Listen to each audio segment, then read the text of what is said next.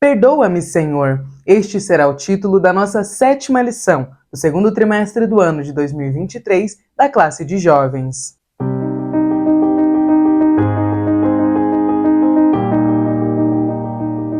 A paz do Senhor, querido aluno e professor da Escola Bíblica Dominical. Eu sou a Irmã Damaris, sou professora da EBD, na congregação em que sirvo ao Senhor aqui na Assembleia de Deus em Curitiba. E hoje estou aqui para nós continuarmos meditando juntos nesta revista da classe de jovens em que nós estamos estudando o livro de Salmos.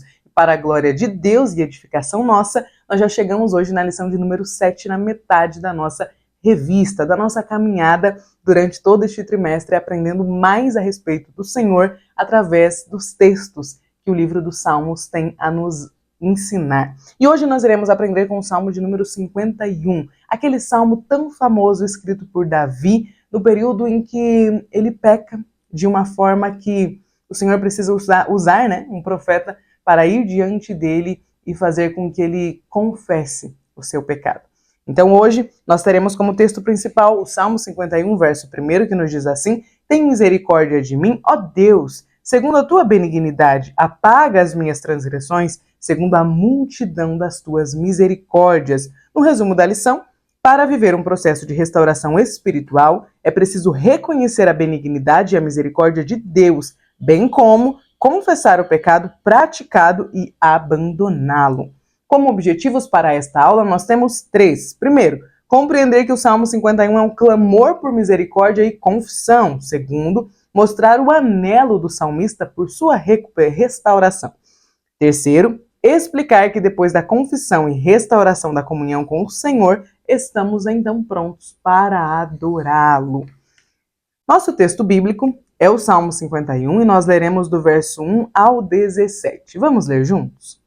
Tem misericórdia de mim, ó Deus, segundo a tua benignidade. Apaga as minhas transgressões, segundo a multidão das tuas misericórdias. Lava-me completamente da minha iniquidade e purifica-me do meu pecado, porque eu conheço as minhas transgressões e o meu pecado está sempre diante de mim. Contra ti somente pequei e fiz o que a teus olhos é mal, para que sejas justificado quando falares e puro quando julgares. Eis que iniquidade fui formado e em pecado me concebeu minha mãe. Eis que amas a verdade no íntimo e no oculto me fazes conhecer a sabedoria. Purifica-me com isopo e ficarei puro. Lava-me e ficarei mais alvo do que a neve. Faze-me ouvir júbilo e alegria para que gozem os meus ossos que tu quebraste. Esconde a tua face dos meus pecados e apaga todas as minhas iniquidades. Cria em mim, ó Deus, um coração puro e renova em mim um espírito reto. Não me lances fora da tua presença e não retires de mim o teu Espírito Santo. Torna a dar-me a alegria da tua salvação e sustém-me com um espírito voluntário. Então ensinarei aos transgressores os teus caminhos e os pecadores a ti se converterão. Livra-me dos crimes de sangue, ó Deus, Deus da minha salvação, e a minha língua louvará altamente a tua justiça. Abre, Senhor, os meus lábios e a minha boca entoará o teu louvor, porque te não comprases em sacrifícios, senão eu os daria. Tu não te deleitas em holocaustos. Os sacrifícios para Deus são um espírito quebrantado. A um coração quebrantado e contrito não desprezarás, ó Deus. Amém? Para mim, estes são um dos versos mais lindos de todos os Salmos, porque aqui nós vemos um homem reconhecendo o seu pecado. É exatamente sobre ele que nós iremos estudar na aula de hoje. Na nossa introdução, a lição nos convida, gera em nós uma expectativa a respeito da aula que nós teremos. Então veja só, o Salmo 51 está na categoria dos salmos penitenciais. Esses salmos trazem a ideia de confissão e busca pelo perdão de Deus. Outros salmos podem ser classificados nessa mesma categoria, são eles o 6, o 37, o 142, dentre outros. De acordo com essa categoria, o Salmo 51 remonta ao contexto em que o rei Davi foi confrontado pelo profeta Natã por ocasião do seu adultério com Batseba e do consequente assassinato do esposo dela, Urias, ordenado e planejado pelo rei Davi. Por isso, o Salmo 51 está estruturado da seguinte forma: primeiro, reconhecimento da natureza misericórdia de Deus. Segundo, confissão de pecados. Terceiro, busca por restauração. Quarto, adoração verdadeira.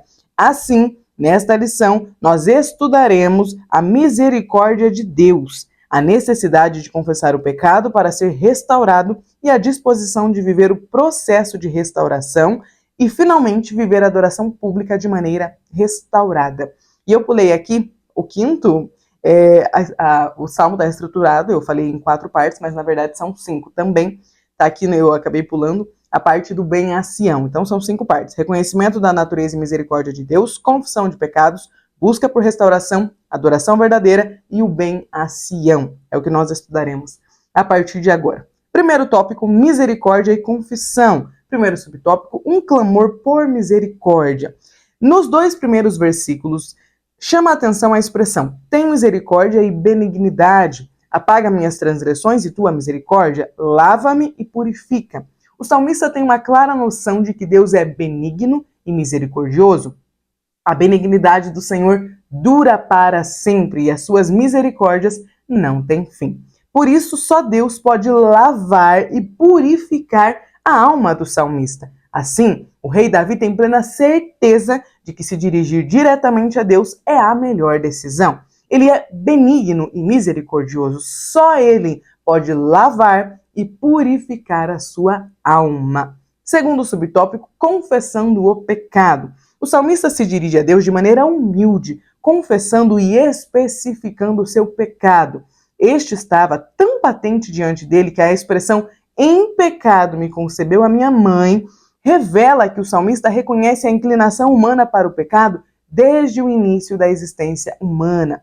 2 pontos estão bem claros nos versículos. Então, primeiro, o pecado específico praticado, e segundo, a consciência da inclinação humana ao pecado desde o início da existência. Acho muito importante quando nós vamos falar de confessar o pecado. Porque quando nós pensamos em pecados, todos nós pecamos, todos nós cometemos pecados, transgressões, sejam eles pecados em que a gente acabou cometendo por impulso, seja eles pecados por estimação, aqueles que a gente meio que guarda, esconde, finge que está tudo bem, que eu sei lidar com eles. Todos nós pecamos. Em algum momento da nossa vida, às vezes em algum momento do nosso dia, nós acabamos cedendo a alguma tentação e cometendo um pecado. É importante o reconhecimento de que pequei, de que errei. Muitas pessoas dizem assim: eu falo às vezes meio rapidamente, de forma brusca na lata, mas é por causa do meu temperamento, que eu nasci assim, o Senhor me fez assim. E quando nós olhamos para a palavra de Deus, ela nos ensina o caminho que nós devemos andar e ela nos confronta daquilo que nós devemos mudar em nós. Por exemplo, a palavra de Deus é clara, explícita a respeito do controle que nós devemos ter da língua. A palavra de Deus nos ensina que nós precisamos ter domínio próprio, autocontrole e falar apenas quando necessário. A palavra nos ensina que quando alguém está irado, nós devemos responder de forma branda. Inclusive, esta é uma forma de acentuar brasas na cabeça da pessoa que está tão irritada. Só que qual é geralmente a nossa reação? É uma reação ruim, é uma reação pecaminosa. Às vezes a gente acha que pecado é adultério, é homicídio, como nos casos de Davi, mas pecado também é ficar irado e falar palavrões. É pecado você ser fechado no trânsito e mandar toda a geração da pessoa que te fechou para aquele lugar. É pecado também. É pecado perder a minha paciência, as minhas estribeiras, gritar, sabe? E aí quando você volta em si, você fala: esse é meu temperamento. Não é pecado. Então, falar de confessar o pecado é importante porque nós precisamos chamar os pecados que cometemos pelo nome. É muito importante. Foi algo que meu pai me ensinou quando eu ainda era criança. Ele dizia: filha, quando você for pedir perdão dos seus pecados a Deus, diga pelo que você está pedindo perdão. Não fala assim: Senhor, sabe aquela oração genérica que a gente gosta de fazer? Senhor, perdoe os meus pecados. Mas quais são eles? É importante nós falarmos o que fizemos de errado, até para que exista um choque nosso, um reconhecimento, para que a gente fique de encontro, literalmente chocando-se com as nossas falhas, para que a gente entenda que peca. Então, tenho um temperamento colérico, falo bastante, sou bastante impulsiva, e eu tento ao máximo controlar isso. Mas muitas vezes, quando eu caio em mim, quando a razão volta, eu já falei. E aí, na minha oração, eu digo: Senhor, perdoa-me porque eu não tive domínio próprio. Perdoa-me porque eu não consegui frear a minha língua. Perdoa-me porque eu não consegui conter a minha reação e reagir de forma uma cristã deveria reagir, e não como alguém que se deixa levar pela sua carne. Porque a nossa carne é bateu, levou.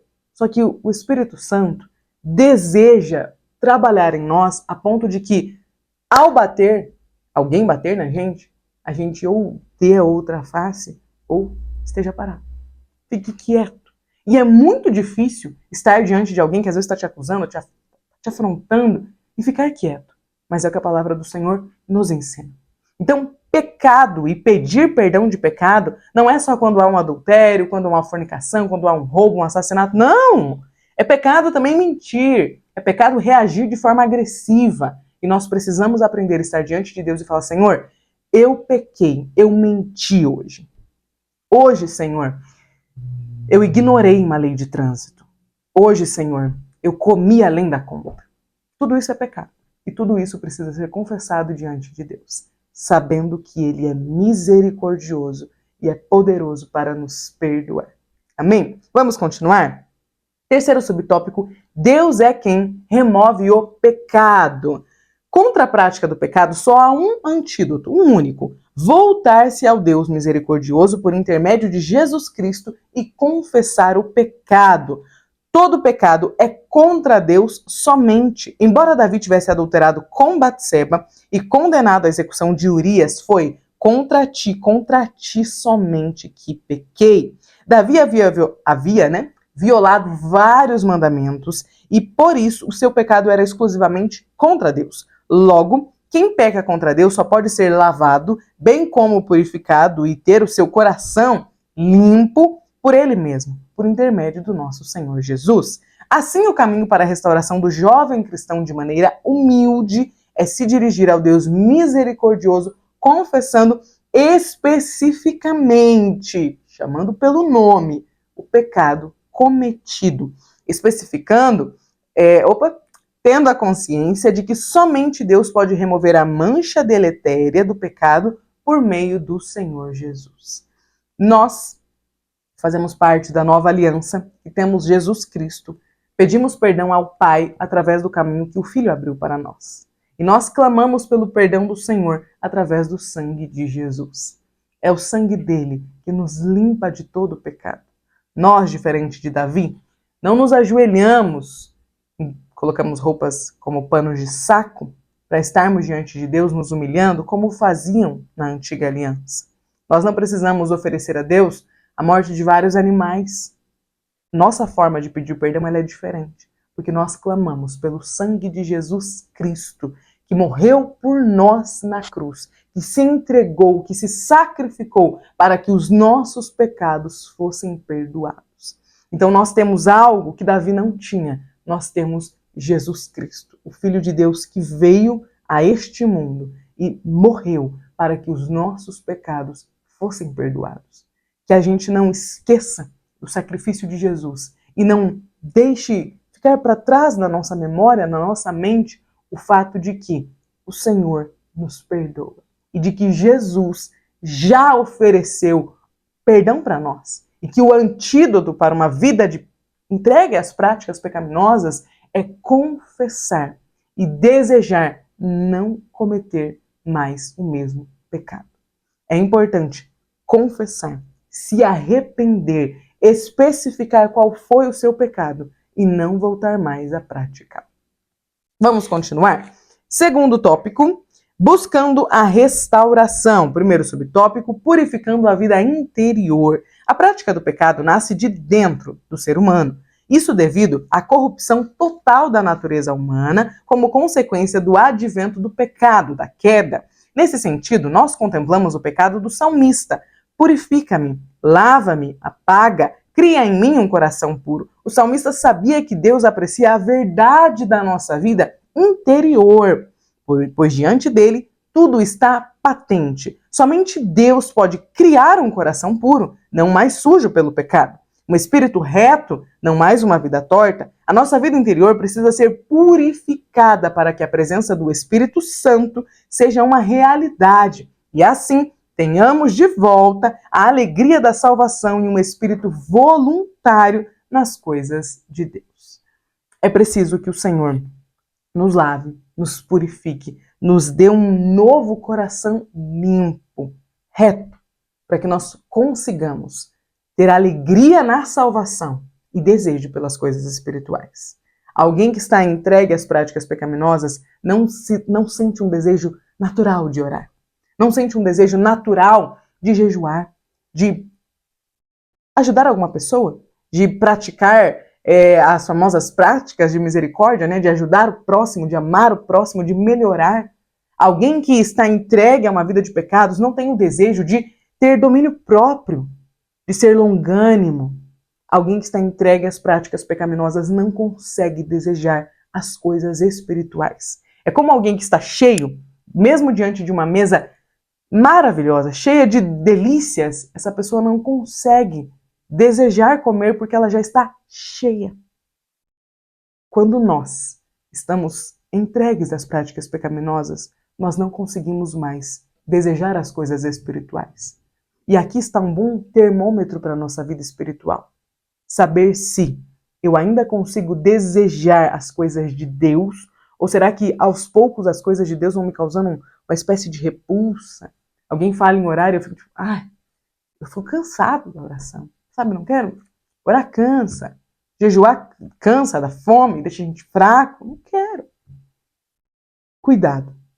A forma com que você almeja estar perto de Deus ou não diz muito a respeito de se o seu coração está puro, reto, ou se ele precisa urgentemente ser transformado pelo Senhor. Vamos continuar. Segundo subtópico, restaurando a alegria e o júbilo. Com a vida interior purificada, o salmista espera ouvir júbilos e alegrias no lugar de tristeza e angústia pelo pecado praticado. Sim, o salmista sabia que o pecado apaga a alegria de viver. O processo de restauração do pecador perpassa pela confissão, humilhação diante de Deus e, finalmente, o fato de tornar a sentir a presença do Espírito Santo. Neste salmo, uma das verdades mais contundentes é a de que o pecado tira a presença de Deus do salmista. Sem essa presença, não há alegria, nem júbilo, mas sobra tristeza, angústia, frustração e consciência pesada. Sabe quando a nossa consciência entra em ação e a gente fica com aquela pequei? Sabe aquela sensação? A consciência agindo, eu pequei, eu errei. Aquilo traz tristeza, traz culpa, traz dor. Sabe aquelas pessoas que se mutilam? Elas sabem que estão cometendo algo de ruim contra elas mesmas. Elas sabem que aquilo precisa parar. Elas sabem que aquilo dói, que aquilo machuca, que deixa marcas, cicatrizes profundas. Mas ela não consegue parar. Ela sente culpa, ela sente dor, ela sente vergonha, mas ela não consegue dar um basta para aquela situação. Porque ela está entregue a uma vida de pecados. E quando nós estamos nesse estágio de pecados, só nos resta clamar a Deus por misericórdia. Porque se o Senhor não nos lavar, não nos limpar, não nos purificar, a gente não consegue sair do lamaçal de pecados em que entramos. Então é muito, muito necessário que nós saibamos observar onde nós estamos. Às vezes a gente fica negociando com o pecado, sabe? Só mais uma vez. Eu vou entrar naquele site X específico só mais uma vez. Sabe, olha, eu vou comer muito além da conta só hoje. Depois eu vou entrar de dieta, vou fazer jejum. Eu vou trair a namorada, a esposa, o marido, o namorado, o noivo, só mais hoje. Vai ser só uma mensagem inocente. Esse tipo de flerte com o pecado custa muito caro e nos leva para bem longe da presença de Deus. Sansão brincava de pecar e o seu fim não foi bendito. Saul era outro que gostava de brincar com os limites do divino. E o final da sua vida e de sua família não foi bendito. Que nós possamos entender que flertar com o pecado não nos fará ficar a uma distância segura do pecado, mas nos fará ficar muito distantes de Deus. Nós não conseguimos ter controle sobre um pecado. Mas se nós clamarmos pelo Senhor e fizermos uma oração como a que o salmista fez, com verdade, com profundidade, vindo da nossa alma, e dizendo: Senhor, purifica-me, restaura-me, cria em mim um coração puro. O Senhor é poderoso para criar em nós um coração puro e renovar o nosso espírito. Então, assim, nós conseguiremos voltar a ter a alegria de viver e conseguiremos, assim como o salmista nos ensina, ouvir júbilos e alegrias. Aleluias! O Senhor não nos abandona.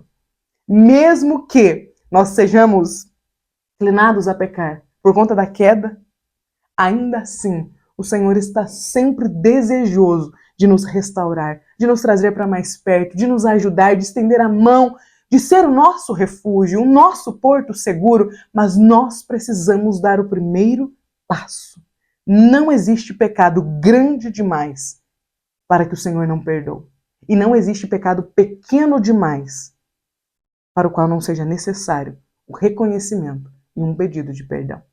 Que a gente possa entender que pecadinhos e pecadões precisam do mesmo antídoto, Jesus Cristo. Amém?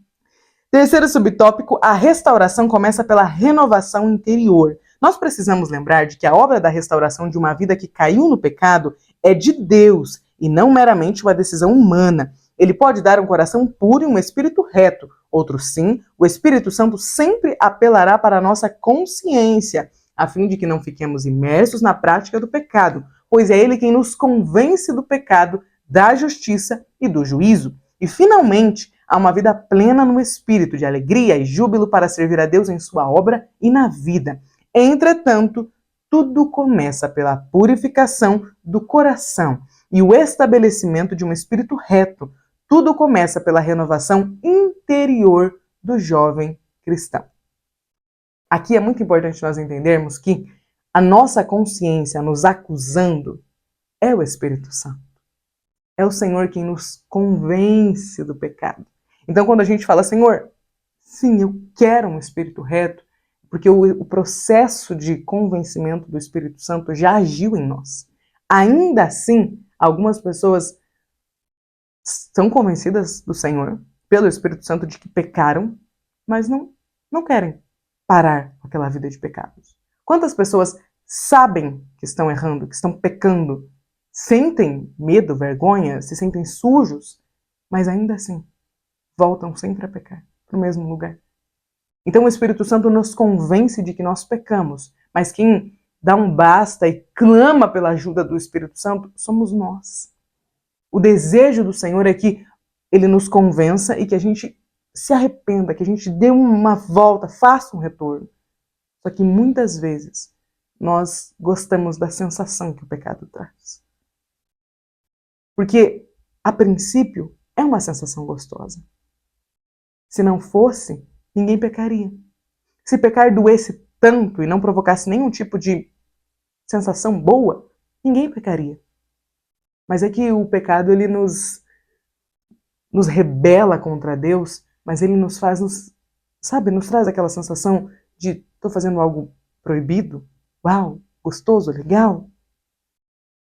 Cuidado. Cuidado.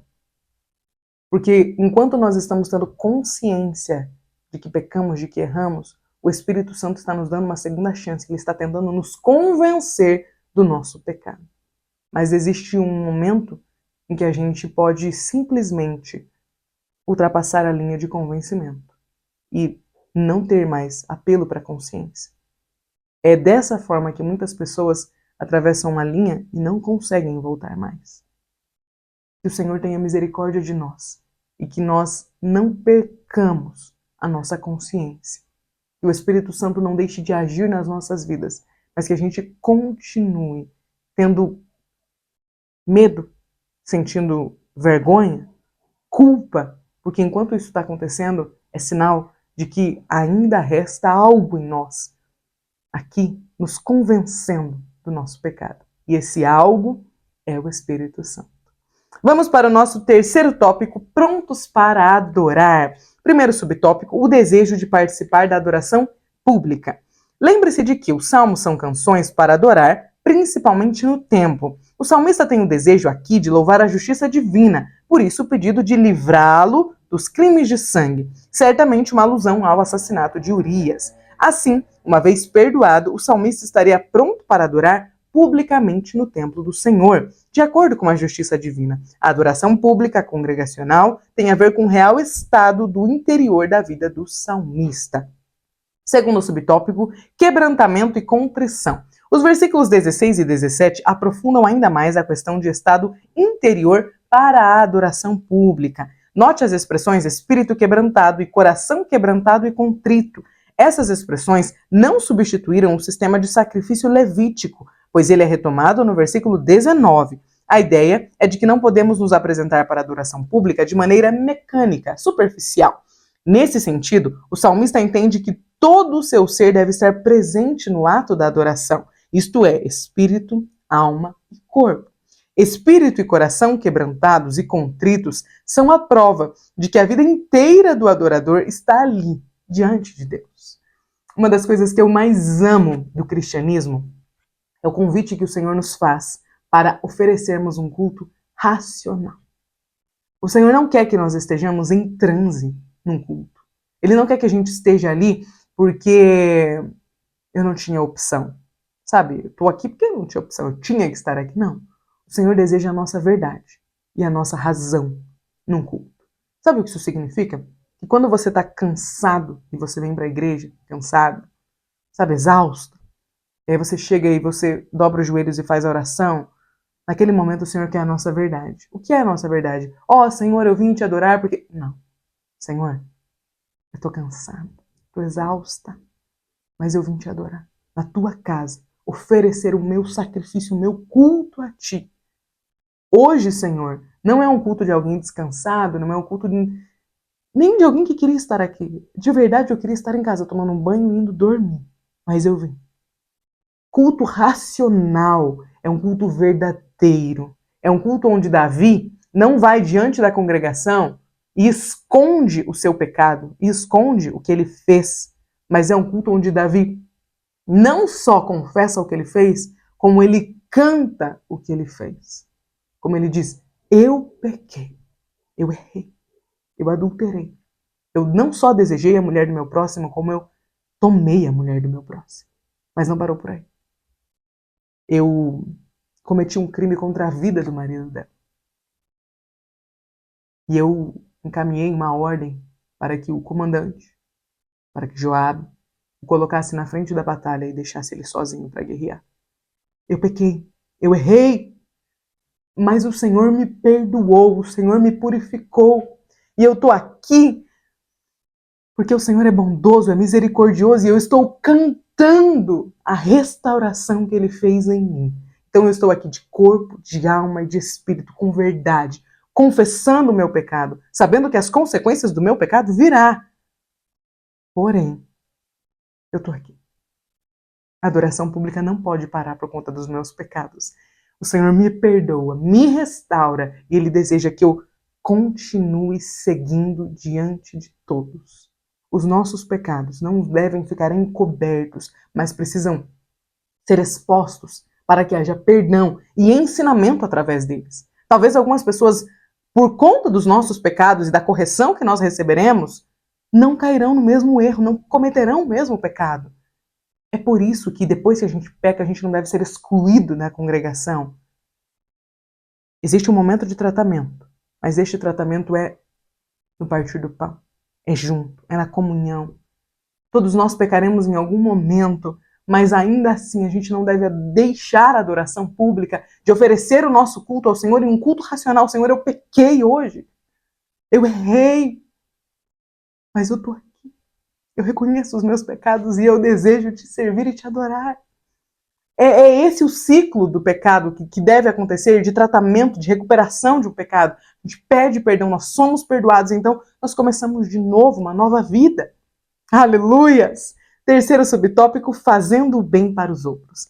A nossa experiência de restauração nos permite ensinar aos transgressores os teus caminhos. É isso que Deus quer fazer conosco, que os nossos gestos exteriores reflitam a nossa vida interior. Pois se o nosso coração for puro e o nosso espírito for reto, consequentemente as nossas ações serão puras e retas. Com o advento do sacrifício de Jesus Cristo, nós, almas restauradas, corpos posicionados, somos o sacrifício vivo, santo e agradável a Deus. Aleluias! Amém!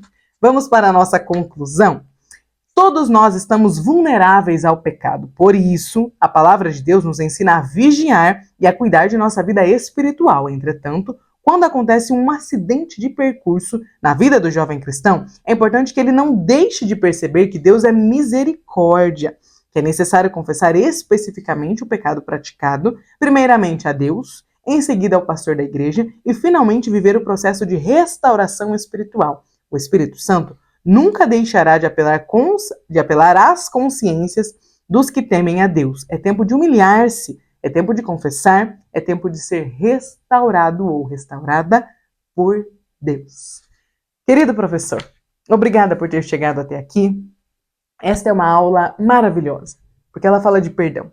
E perdão é algo que faz parte da caminhada do cristão, da vida do cristão. Não há como nós termos uma vida com Deus sem que em algum momento nós precisemos pedir perdão. Dizer, Senhor, eu errei, pequei contra ti, eu caí numa tentação, eu cedi a um pecado de novo e de novo e de novo, mas eu pedi perdão e eu quero a restauração que só o Senhor pode me dar. Então é maravilhoso poder estudar e saber que o Senhor permite a nossa restauração, que o Senhor deseja que a gente possa encontrar perdão. O Senhor Jesus morreu na cruz para que nós tivéssemos a oportunidade de restauração. Ele restaurou a nossa comunhão com o Pai e pagou a nossa dívida eterna para que a gente pudesse ser perdoados, alcançados pelo sangue dele que verteu na cruz. Então que nesta aula o Espírito Santo te ajude para que você possa ministrar uma aula falando sobre perdão e alcançar corações que precisam ser perdoados. Esteja em espírito de oração e peça que o Espírito Santo trabalhe na consciência, na vida dos seus jovens, para que eles sejam convencidos de que o Senhor Deus é perdoador. Ele nos ama e nos perdoa. Porém, nós não podemos deixar que a nossa vida de pecado defina quem nós somos. Mas que assim como Davi, a gente encontre a restauração para os nossos pecados, pedindo perdão, pedindo misericórdia e pedindo purificação.